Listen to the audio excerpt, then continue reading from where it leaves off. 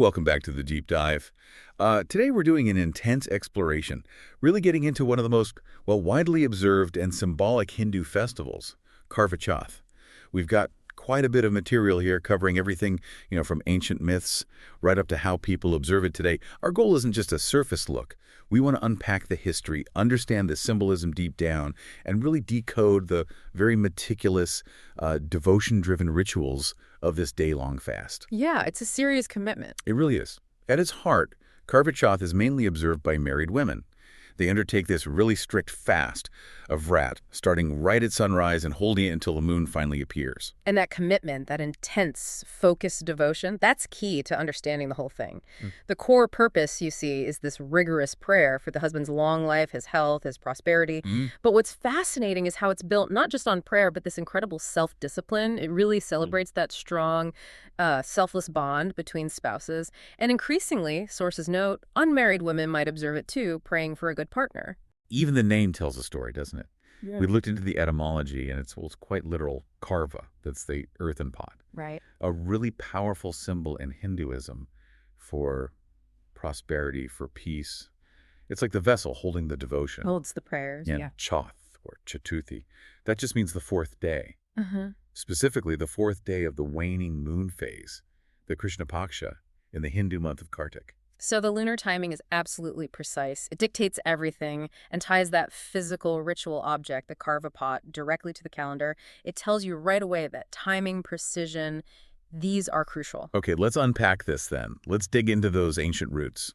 The festival draws strength from these really powerful folk legends, stories emphasizing sacrifice and the almost supernatural power of sincere prayer. The sources highlight three key ones. The main one, the one that often gets retold during the evening rituals, is the legend of Queen Viravati.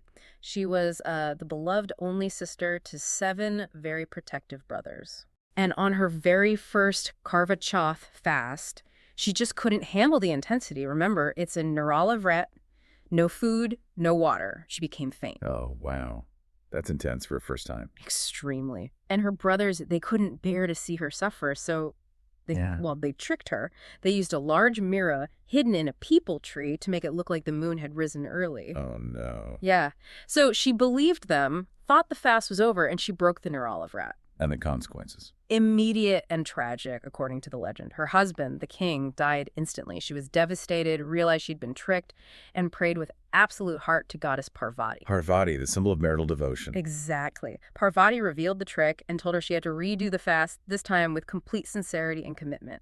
Viravati did, with patience and faith, and miraculously, her husband came back to life. So the lesson is about sincerity. Sincerity, patience, the real effort, no shortcuts. It underlines that the spiritual purpose gets defeated otherwise. That story really sets a high bar for endurance. Then there's the other tale, the one that actually gives the festival its name, the legend of Karva and the crocodile. Right. Karva, a deeply devoted wife, her husband's bathing in a river, gets attacked by a crocodile, and she acts instantly, shows incredible courage and spiritual power. What did she do? She tied the crocodile, this fierce creature, with just a cotton thread. Think about the symbolism there. The strength of her marital vow binding danger. Wow, just a thread? Just a thread. And then she directly confronts Yama, the god of death, demanding he spare her husband. Yama, impressed by her absolute pativrata devotion, her faithfulness, grants her husband long life and punishes the croc. It's all about the wife's power, her ability to influence destiny through moral strength. Amazing. And the third story mentioned briefly is Savitri and Satyavan. Yes, the classic tale. Savitri argues with Yama, uses her wit and devotion to win back her husband Satyavan's life.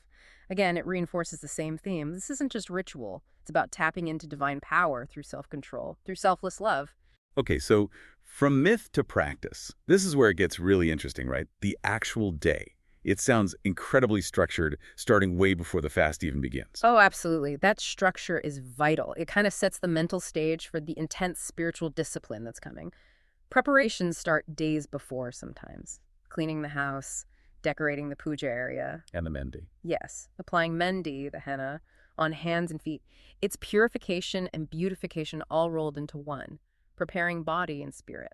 And there's specific shopping involved too, the samagri, the ritual items. Very specific. You need the karva pot, naturally, the chalni, which is the sieve, the puja thali, the worship plate, and usually new traditional clothes, often in auspicious colors associated with marriage, like red or pink. Then comes the day itself. The first big moment is super early, right? The sargi. That's the pre-dawn meal. It's critical because it's the only food and drink until the moon shows up much, much later. And culturally, it's huge. Traditionally, it's prepared or sent by the mother-in-law to her daughter-in-law. Ah, so it's symbolic. Very symbolic. It represents the mother-in-law's blessing, passing on the tradition, that continuity of care. So what's typically in this sargi meal? It must be packed with energy. It has to be.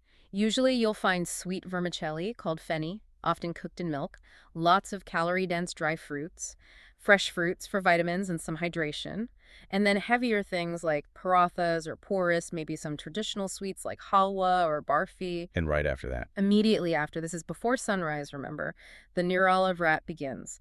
Total abstinence, no food, and critically, no water.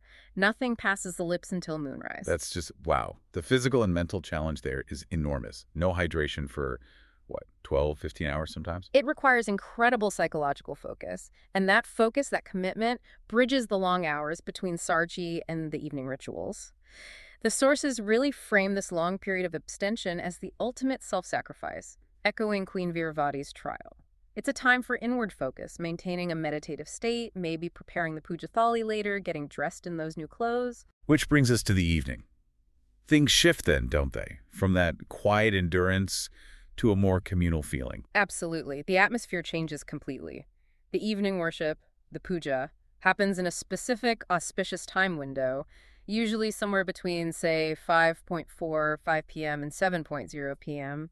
Women gather, often in groups, neighbors, family, all dressed beautifully. Must be quite a sight, all the decorated thalias. It's a real sensory experience, the smell of incense, the colors, the sounds, it's vibrant. And who are they primarily worshipping during this puja? The main focus is goddess Parvati, often called Gaur Mata.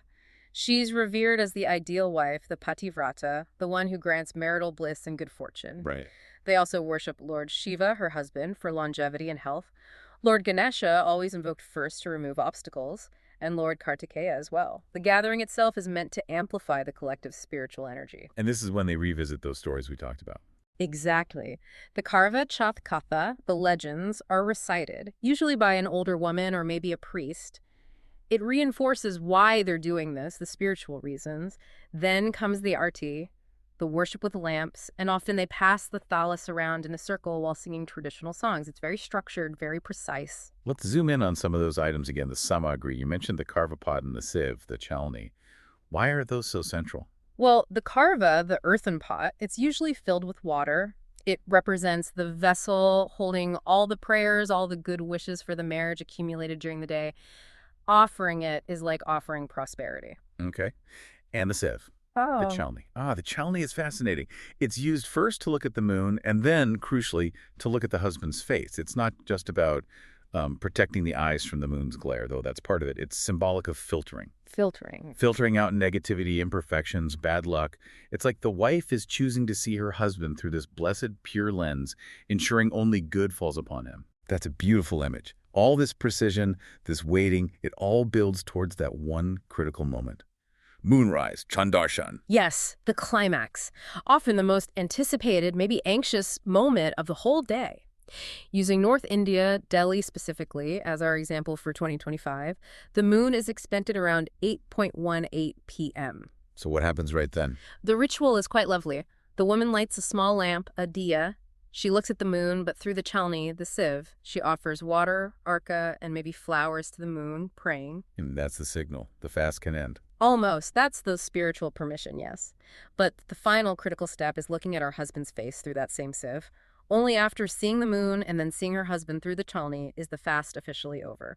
And the husband plays a role here, too. A very important one. He typically offers her the first sip of water and the first morsel of food. It's an act of care, breaking the long fast, bringing the vrat to its physical conclusion. Okay, but after a whole day of nirjala, zero food, zero water, you can't just jump into a heavy meal, surely. Oh, definitely not. The sources are quite clear about that. You need to be careful. The post-fast meal should be light, easy to digest, and nutritious. Think gentle rehydration and replenishment. Like what?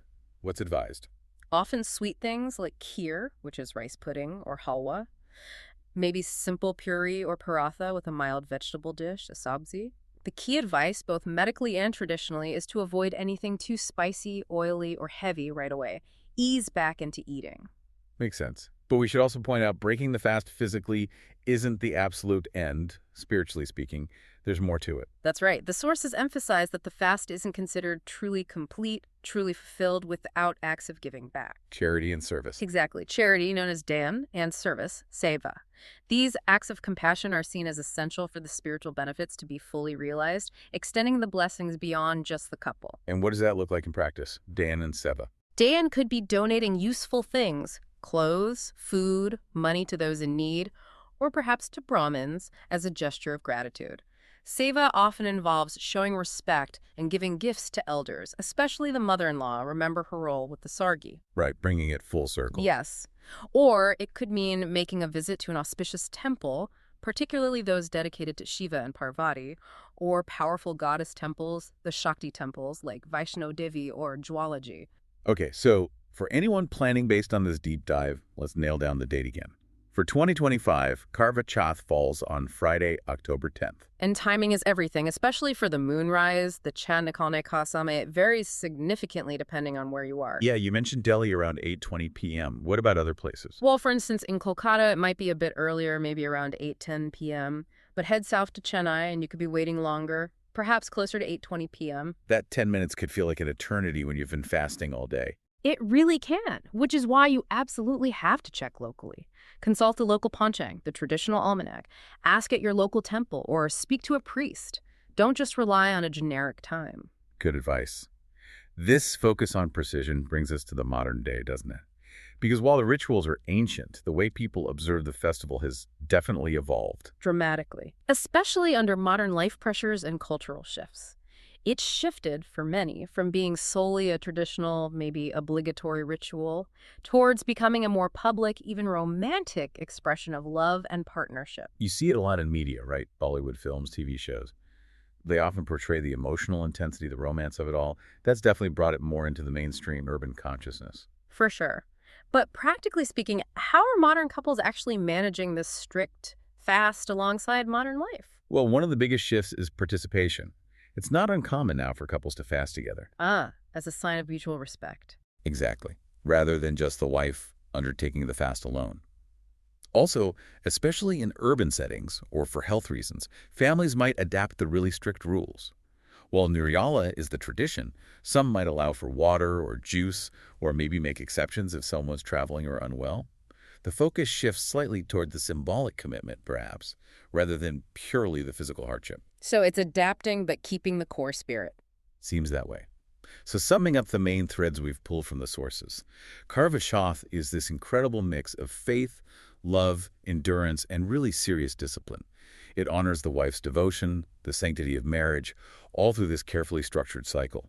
Preparation, fasting, prayer, and then giving back through charity and service. And the sheer detail involved the Nirjala aspect, the specific sargi, using the Karva pot and the Tolni sieve, the exact timing linked to the moon. It all underlines just how deep the personal commitment needs to be to perform this vrat in its traditional form.